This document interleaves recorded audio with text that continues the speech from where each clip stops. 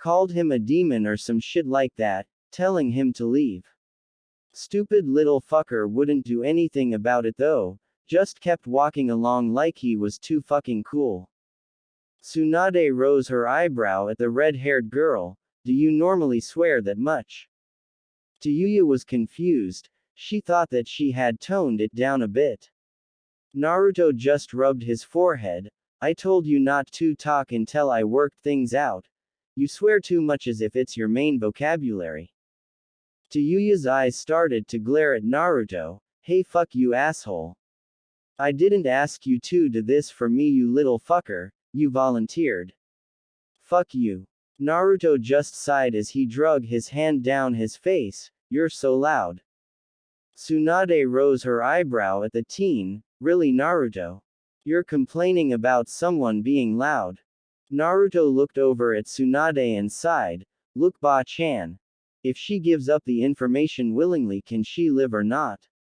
You can place her wherever you want, find her a job at a grocery store or something. I just wasn't okay with leaving her pinned under that tree to die like some kind of animal.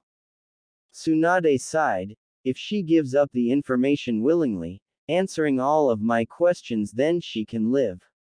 Although it is against my better judgment to do this, she seems to bring a little of you back since you have been so different since that battle with Sasuke the other day. Naruto nodded his head at her, then turned to leave. Good luck, whoever you are. Hope your legs work good, don't do something stupid and don't swear too much. Ibiki or Anko will get pissed. Though if I were you, I would hope for Anko. You two might get along. Naruto went to leave the office at that point. Tsunade looked at the red-haired girl. You're not able to walk, so someone will have to carry you to the interrogation area. Tayuya nodded. Hey fucker, get back here. Naruto was almost out the door as he sighed. He wasn't quick enough it seemed. Naruto came back over and looked at the girl. Yes. Tayuya lifted up her arms. Carry me to where she said to go. I can't walk yet, remember dumbass. Naruto sighed as he picked her up bridal style again. You realize I have a name, right? It's Naruto. Come on, say it with me. Ru-to. Tayuya glared at him. Your name is Fu. CK. She smirked at him as he groaned. I should have left you under the tree. Tayuya rolled her eyes. Don't act like I am not amusing fucker. Naruto sighed as he looked at Tsunade. Where do I take her? Tsunade stood as she put on her coat. Follow me Naruto, don't drop her either. I still have to repair her legs and they are probably already in a lot of fragile pieces. Naruto nodded as he mumbled to himself, only him and Tayuya hearing what he said. Yeah, I only carried her multiple miles at a high speed, jumping from branch to branch. Walking around the village will be so hard. Tayuya let out a small yet loud laugh at his comment, making Tsunade look back at them. Naruto just shrugged at her. As she turned back around, Naruto looked at Tayuya. Don't laugh so loud. Tayuya glared at him. Stop telling me what to do fucker. Naruto just shook his head as they approached the interrogation division. Tayuya looked at the large building and started to feel nervous, her grip tightening around Naruto's neck. Naruto figured she was getting nervous, but she seemed to enjoy yelling at him like everyone else, so he made a stupid joke. Now you try to choke me. Should have done that in the forest. Tayuya glared at him as he carried her into the room Tsunade ordered and sat her down in the chair. Naruto went to leave until Anko came in and closed the door on them all. Naruto went over to it and tried to open it, but it wouldn't budge. The door only opens from outside. Blondie, sit your ass down next to the redhead. Naruto groaned. Why? Why do I have to deal with the crazy lady today? Anko's eyes darted over to Naruto and narrowed. What was that, Blondie? Naruto shook his head as he pulled a chair up next to Tayuya and laid his head on his hands. Tsunade was standing behind a glass mirror with a speaker. Okay Anko, proceed with the questions. Anko nodded and opened a file. Let's start with some more basic questions to start with. What is your name, birthday and age? Tayuya looked at the purple-haired woman. Tayuya, February 15th and 14.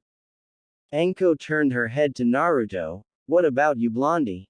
Naruto looked over at the glass. This is your part of your punishment for making deals without my permission Naruto.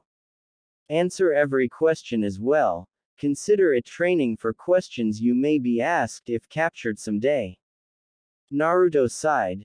Naruto Uzumaki, October 10th and 13. Anko nodded her head as she looked over at Tayuya. Why were you in the forest? Tayuya looked at the purple-haired shinobi. I was ordered to retrieve Sasuke Uchiha who willingly wanted to go to Orochimaru for more power. I engaged in a battle with some black-haired bastard. I almost had him beat when some blonde-haired skank showed up. I was pinned under a fucking tree until this fucker found me. Naruto sighed. My name is Naruto. Tayuya glared at him. Your name is fucker. Anko looked at the two of them. You're both fuckers now shut up. You Blondie answer. Naruto sighed. I was in the forest going through my memories of the mission when I found her and saved her. Brought her back here to get the village information and it has all been one giant headache for me. Anko nodded her head. Well Blondie is done since all of the questions now pertain to Orochimaru, but I am going to keep you here. Just because you don't want to be here so I find it amusing. Naruto slammed his head down on the desk and mumbled to himself, I hate you Anko-sensei. So much. Anko and Tayuya talked, getting all information asked for without a issue. Tayuya even gave up locations of Orochimaru bases, something that wasn't asked for. Anko nodded at the glass window and the door opened as Tsunade entered with Anbu members. Naruto narrowed his eyes. Why are they here Ba-chan? Tsunade looked at Naruto. They aren't here for what you are thinking. They are here because they don't think that she can be trusted while I heal her legs. Naruto slowly relaxed, though he didn't fully trust the Anbu members that were there. Tsunade's hands pulled the chakra and the bones started to reconstruct in her legs. After about an hour both legs were fixed and Tsunade checked for any other possible damages that Tayuya may have sustained. When she was finished Tsunade stood and nodded. Okay, her legs are fixed as much as I can do. The Anbu on her right spoke up, proving why Naruto didn't trust them. Hokage-sama, we should kill her since we have the information that we want. Naruto slowly reached for his pouch to pull out his kunai to block any bladed attacks. Tsunade looked over at the Anbu then back at Naruto. No. I promised Naruto that she would live, so she lives. She can't use her legs for a couple of days, understand Naruto? I realigned the bones, reattached nerves, muscles and so on but they need time to adjust again. Naruto looked at Tsunade. Why do I have to know that? Tsunade smiled evilly at the teen. Well you said I got to place her wherever I wanted, so she is staying with you. As for her job, she will be placed as a temporary shinobi on a two-man team with you. If she proves that she is trustworthy then she lives, betray our trust and she dies. Basically, you're her babysitter until she proves herself to me. Agreed. Naruto looked at Tsunade. Why does she have to live with me? Tsunade smiled at him. Because you made deals without my permission. Plus she seems to somewhat trust you. So deal with it brat. Naruto went to protest but Tsunade's glare made him stop. Fine. Naruto sighed as he picked up the red-haired girl and Tsunade handed a forehead protector to Tayuya. Tayuya grabbed it as she looked at Tsunade. Remember, you betray me and you die. You're only getting this chance because of him. Naruto just carried her out of the interrogation division's building and they walked for a good 5 minutes. Tayuya watched as they entered the poor district of the village. You live in this area, fucker. Naruto didn't say anything for a minute, debating on if to answer her. He decided that since they would be temporarily roommates, she should know some things. Naruto sighed as he walked. I am not allowed to live in the better districts. Which means, while you are forced to live with me, neither can you. When you prove yourself to Ba-chan, then I am sure you can move into the better districts, just have to bear with it for a little while. Tayuya looked at him, quite confused by what he said. Hey, if you're a ninja, then why did they force you to live here, fucker? Naruto sighed some more. Because of something that I have inside of me.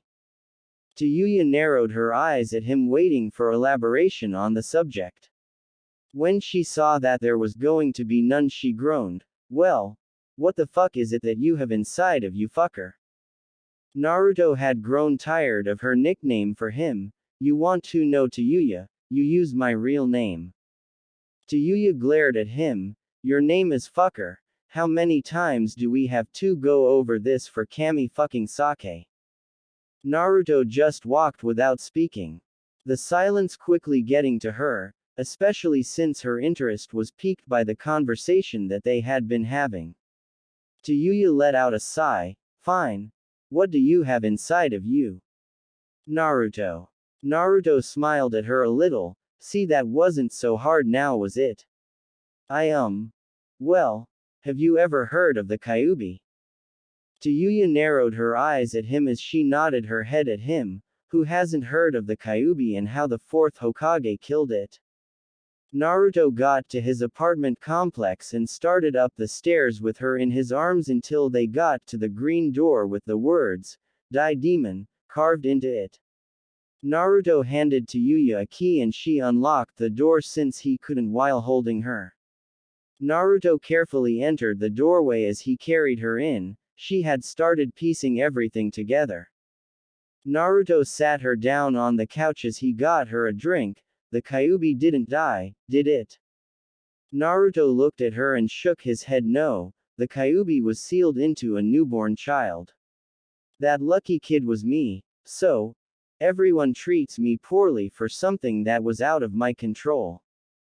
Tayuya looked at him as she took a drink of the water he had given her. As she brought it down, she felt a little bad for the blonde teen. That's fucked up. I'm sorry, fuck. Naruto. Naruto gave her small smile. She noticed it was real, though it didn't have much emotion behind it. Honestly, Naruto just liked that someone his age knew and didn't hate him for it or call him a monster, demon, abomination, or any of the nice names the villagers had given him. Naruto looked in his cupboards, noticing the lack of materials. I am almost out of food. I will have to have Ba-chan buy me more, especially since there are two of us now. Tayuya looked at him. What, you can't shop for yourself, shithead? How fucking useless are you? Naruto closed the cupboard as he got out a couple things of ramen. No, I can.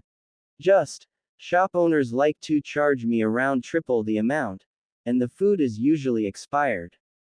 Tayuya narrowed her eyes at the blonde teen. Why do you stay in this village? They treat you like horse shit, obviously. Naruto scratched the back of his head as he tried to light the pilot on his stove and groaned. Naruto looked around. Fuckers cut my gas line again. Naruto took out a pan and a stand, then lit a small fire in the pan below while placing the pan with water in it on the stand to boil. Naruto looked over at his new roommate. I know how they treat me here. I have nowhere else though. I don't have a family. I have some friends here. I have Ba-chan, Iruka-sensei, Shizune, and Ero-sennin. There are people here I have to protect.